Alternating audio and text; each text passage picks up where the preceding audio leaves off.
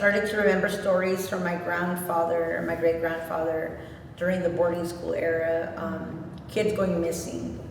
That's also MMIW, if we really think about that. It started way back, and we think about the times when colonialism happened and they started taking kids over to boarding schools. Some kids never made it back home.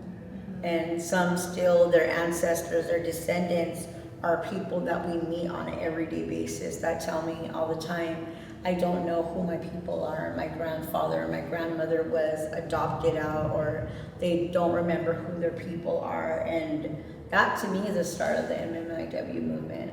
I think I've always known about it. We obviously didn't call it MMIW back then. We just hear stories in our community about people going missing, or they just haven't heard from them in a really long time. And I don't think it really became profound until I started working in the field of domestic violence and sexual assault. You know, we were talking beforehand, like you guys were all mentioning the story of Pocahontas, and you hear these stories, and it's not until you hear the real stories from our tribes that we know that these are stories of trafficking and stealing of our people. I think for me, it also stems from knowledge about boarding schools. My great-grandparents met while they were in boarding school. The Southwest, like in the Pueblos, we were colonized by the Spanish, so they built these Catholic churches in all of our communities, and the priests used to just come and round up all the kids and take them, put them on a train.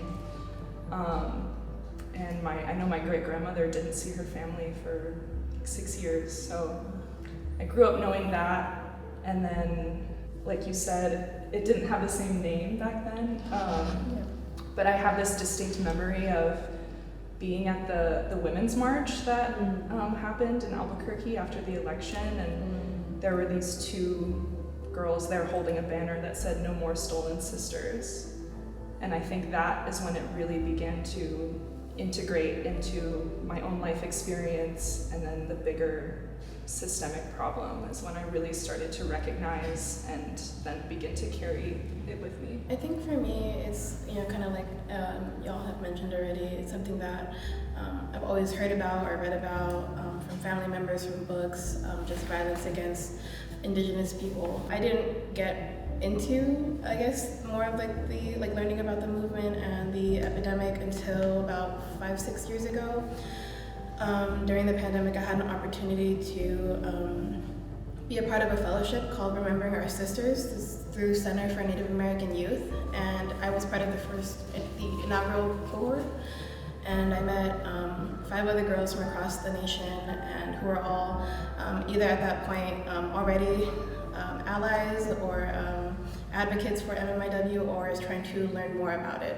And so that was kind of my first experience learning amongst others, hearing from politicians, advocates, hearing from survivors about the work they're doing in communities, learning from a psychiatrist, and just all of our experiences. It was a really beautiful experience, and I still carry that sisterhood with me of those girls that I met. So in Southern California, what we're seeing, the Strong-Hearted Native Women's Coalition, that we work trying to raise awareness on missing and murdered people in our communities. The cases that we currently have, at least in our Southern California region, which is really San Diego County and Riverside County, right now we have more missing men and boys than we do women. But of all the cases that we have, I think in San Diego County there's 9 missing cases.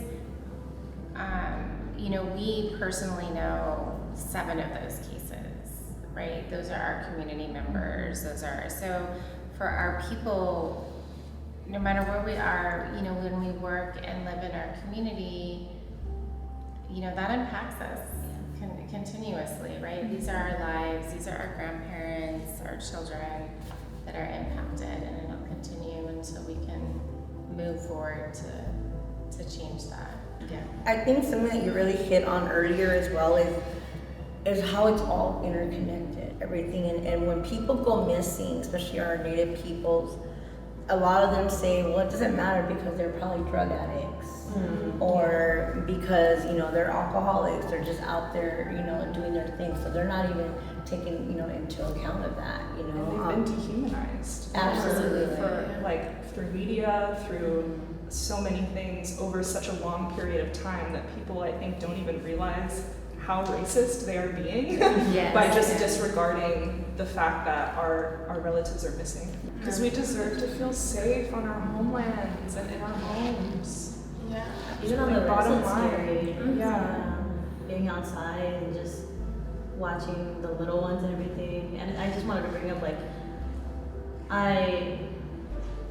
same thing with the parents, like they text me 24, where are you at? Like, I'm like, oh, I'm safe, like it's okay. But in the back of my mind, I keep a pepper spray with me, or I keep something, because I am a 24-year-old woman that goes everywhere by myself. And I'm not on my phone. I make sure I'm aware of my surroundings, but at the same time, in the back of my head, I feel like I have it because I'm so scared that somebody's just gonna come up with me and just take me, and we shouldn't live that way.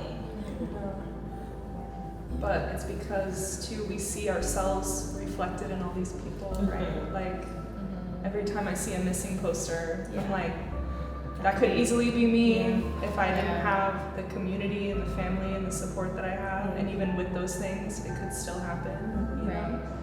It's like you said, it's just so normal that sometimes even our own people don't realize that sometimes, you know, our relatives are, you know, if we're out there, we're missing, they're just not thought of because, you know, lifestyle or different things like that. So they're not really thought of as missing.